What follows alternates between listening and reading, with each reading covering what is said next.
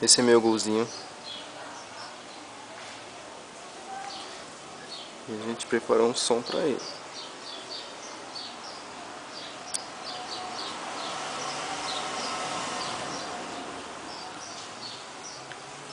Vamos começar de dentro pra fora, mostrar o que tem e o que não tem.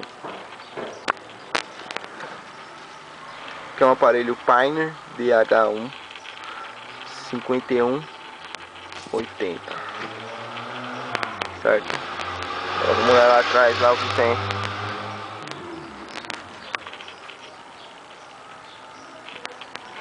Aqui tem um módulo Taramps digital 1.2 e um Explosound. Tudo da Seleno, corneta e drive.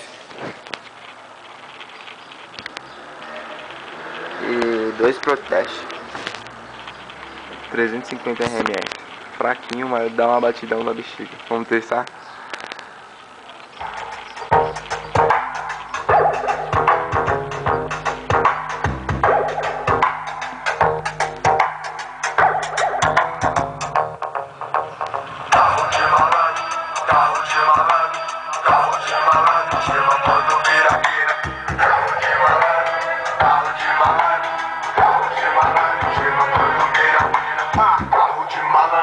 São fudelos bruto, em cima de força aí que os bicos fica mudo. Nós tá de bonézão, mó chaveco no subúrbio, Muriçoca tá bolado, vira aquele é sujo.